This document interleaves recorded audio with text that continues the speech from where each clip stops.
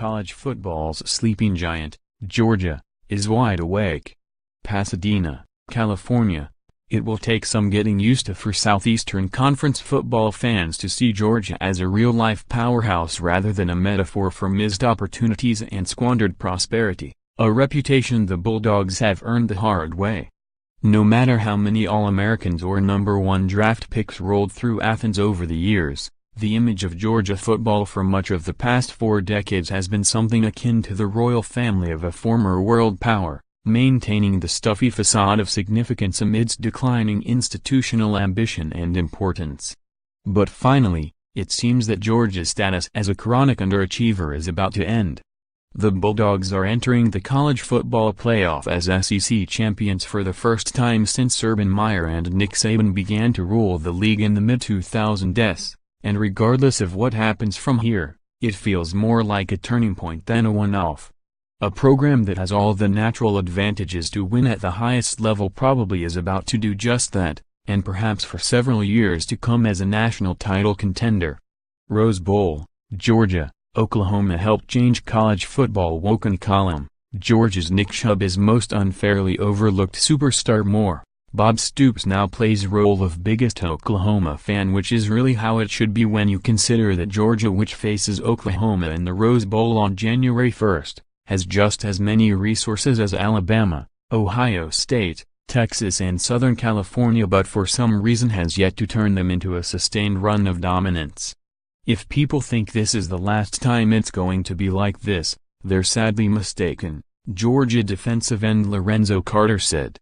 Saying Georgia has as much business winning national titles as the legacy programs is controversial, particularly around the SEC. Because the Bulldogs simply don't have the same historical resume as their peers. That's completely fair, if you believe past his prologue. Since winning the national championship on the shoulders of an all-time running back named Herschel Walker in 1980, Georgia's first and only real sniff of the promised land in the modern era, 7 programs within a 350-mile radius of Athens, Georgia, have accounted for 15 national championships, including all of Georgia's hated and historical rivals. Notably, some of those titles were won by stars who grew up close to the Georgia campus but wound up in bordering states such as Cam Newton and Deshaun Watson, a source of endless frustration for Bulldogs fans who have been excluded from the joy felt by Auburn and Clemson in ending a championship drought. But there are 2 reasons why Georgia's time is coming, and in fact, might already be upon us.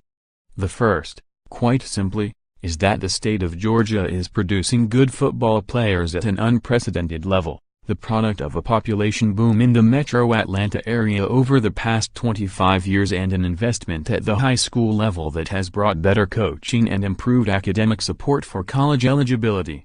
A recent study by the Advocate, Baton Rouge, Law, showed that Georgia produced 1,240 signees to Power 5 schools in the last decade. 4th behind Texas, 2,036, Florida, 1,874, and California, 1,641, in raw numbers but by far the highest in the country per capita.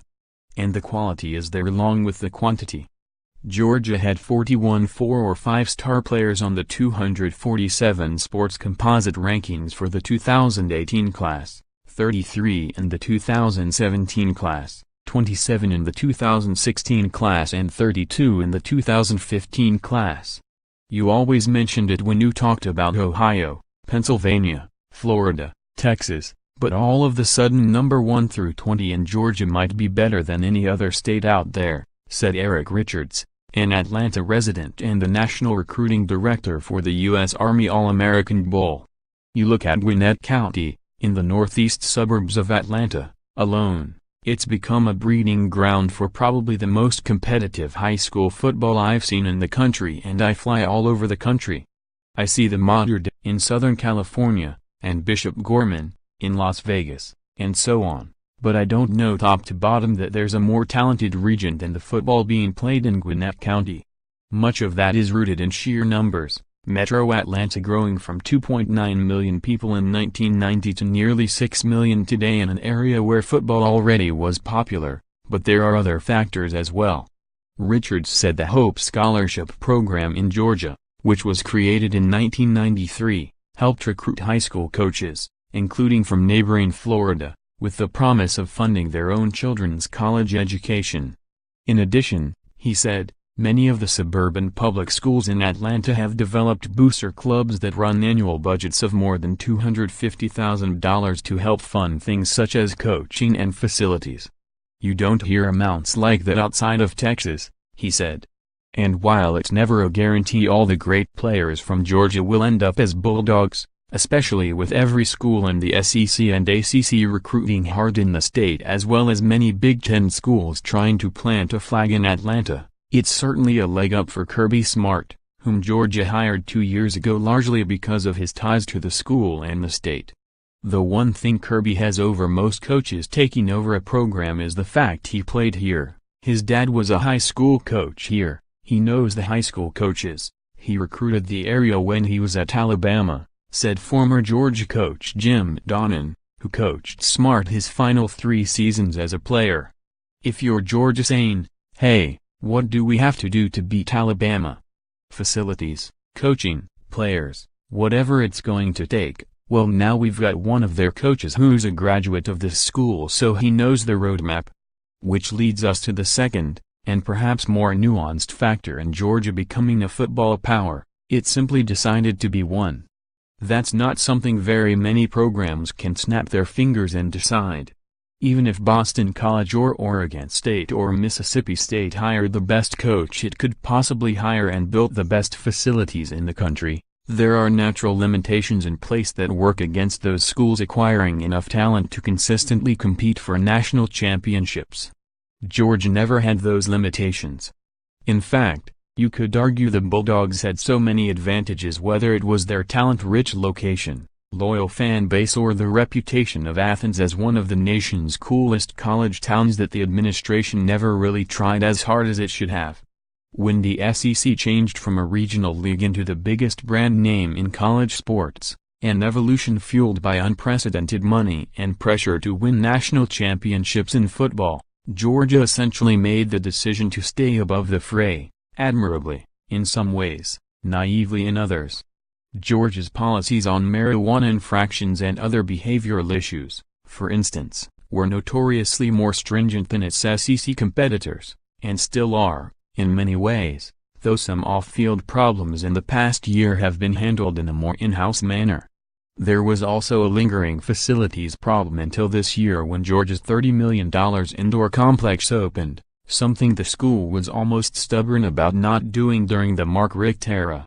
Just imagine, until this season, the Bulldogs sometimes had to take hour-long bus rides to practice at the Atlanta Falcons facility if the weather was bad. I told Kirby the other day, I promised you we'd have a new indoor building and place to dress down there, but I didn't realize it was going to be 20 years later, Donnan joked. A lot of times when you're here for a long time, you don't realize what everybody else has. Georgia discovering the institutional will to compete at the same time the state is exploding with players and SEC East rivals Tennessee and Florida are rebuilding doesn't necessarily guarantee the Bulldogs a long run of championship contention. But it certainly gives them a chance, especially if they can string together a few more days like last Wednesday when Smart signed 6 5-star recruits in the top-rated class in the early period.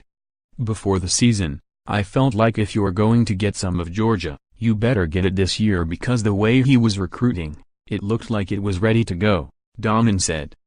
It may be a year early. For those who've had to wait years for Georgia to shed its sleeping giant reputation, it wouldn't be a moment too soon.